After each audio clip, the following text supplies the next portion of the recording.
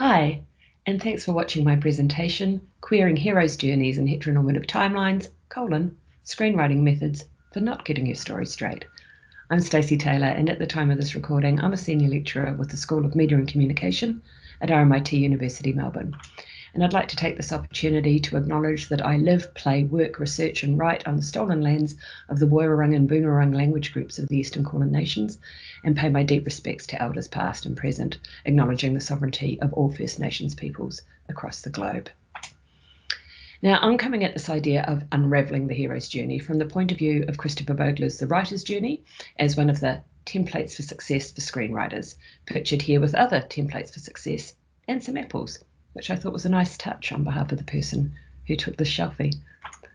So defenders of such templates insist that these are merely containers into which all stories can be funneled. And Christopher Vogler continues this insistence even while acknowledging and addressing critiques of the writer's journey in the third edition of the book. In 2017, screenwriting scholar Stephen Maris put out a bit of a call to action, I would think, in terms of challenging and critiquing universal forms of storytelling. And this was taken up by plenty of scholars, including Glenda Hambley here in the Journal of Screenwriting.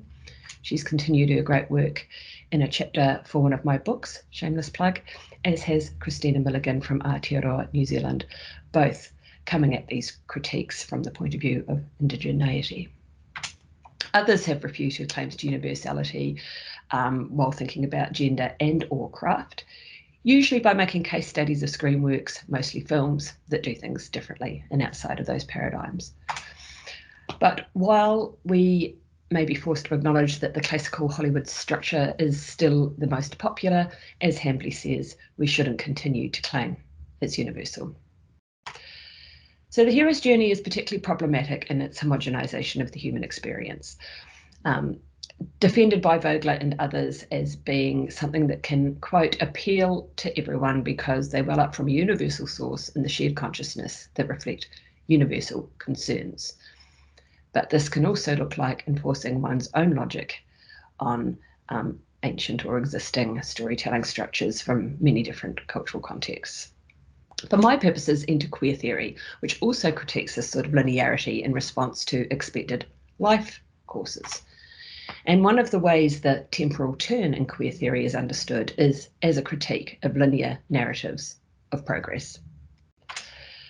So how might queer theory and queer temporalities help a screenwriter devise tools for unravelling the homogenizing and so-called universal narrative structures, such as the hero's journey? Sneaking in a bit of a research question there. And the hero's journey might have something to do with the 8 stages of heteronormativity that have been outlined here by Hannah McCann and Whitney Monaghan in their 2019 book, Queer Theory Now. Therefore, the hero's journey is particularly overbearing, arguably, for queer lives already navigating living outside of what Emma Freeman calls chrononormativity, which she uses words like event-centered, goal-oriented, culminating in epiphanies and major transformations. And any of us familiar with the screenwriting guides, particularly the dominant paradigms, will recognize that a lot of these words cross over. The problem with such linear temporalities from the point of view of some queer theorists is that they become ingrained and therefore they are widely understood as how our life should be lived correctly, and those of us living outside of those correct timelines can be, as McCann and Monaghan put it, blatantly rejected and pathologized by them. And this intersects with Sarah Ahmed's work on happiness, which she argues is its own colonial and heteronormative paradigm within which the queer life is already constructed as an unhappy life. And we might draw some lines there between those ideas and the ever more pervasive kill your gaze trope of film and television. So it's one thing identifying the sites of resistance, and it's another developing actionable strategies. So this is what I'm calling applied queer theory, and it's part of an experiment that I've started this year. I'm only a few months in and will continue for the year in my research and creative practice. So my methodologies draw on critical autoethnography and creative practice, and also my television background, which has trained me to think in terms of storylines, parallel storylines, and beats. And I'm using as my site of investigation the coming out story, which I think is interesting as it's often presented in mainstream cinema as its own hero's journey. You enter the new world when you come out and you return to the ordinary world with this elixir. So drawing on the TV background, as I said, and using critical autoethnography, as I said, I'm using my own coming out story as a testing ground with a view to obviously then developing worlds and characters in the fictional realm. So I've constructed 4 parallel storylines and playfully given them names. And while, as TV writers will know, our parallel storylines are usually our way of investing in different groups of characters over long and short arcs, in this case, these parallel storylines are all the same story to have a layered approach to the idea of coming out. There are pitfalls in any method, and I just want to quickly acknowledge that I have identified some of mine. One is there's always a risk of merely replacing one template with another, and any of us familiar with the how-to market of screenwriting, most books start with an often scathing critique of some of the dominant methods before merrily devising an equally prescriptive one of their own. On the other side of the pitfall spectrum is the danger of coming up with something so formlessness and without intention that the idea of story or narrative is no longer even recognised. And then in drawing on queer theory, I risk homogenising queer theory itself. And so we'll just quickly draw our attention to some critiques of some of the ideas I'm exploring within queer theory. Anna-Marie Jargos argues that we shouldn't be credentialing ideas of asynchrony, multi-temporality, and non-linearity as always being automatically in the service of queer political projects. She also suggests that there are other intellectual traditions already doing interesting work with non-linearity and other challenges to dominant story structures. One obvious tradition is narrative theory. And in my case, for each of my applications, I'm mindful of and looking to other practices and fields of scholarship about those practices. So to get on with the show, the first one is looking forward, feeling backward, an idea that I've borrowed from Heather Love, 2007. Her work is complex, and I don't wish to reduce it here, except to say that for the purposes of my creative practice experiments, I'm thinking about this idea of never forgetting and at the same time never going back.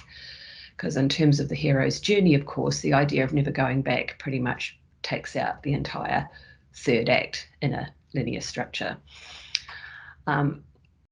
This intersects once again with Ahmed's ideas of happiness and happy endings, and happiness as considered the ultimate goal, and unproblematically in heteronormative colonial paradigms. And for my purposes, the idea of a resolution, particularly a happy one, is one of the things I'm trying to problematize myself with this work.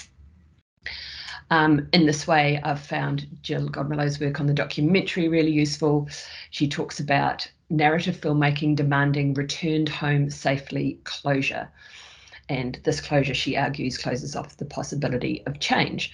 So I'm thinking in terms of looking forward, feeling backward, in terms of cycles, and in the side of investigation of the coming out story, I started thinking about seasons and went to one of my favourite methods, which is searching Google Images.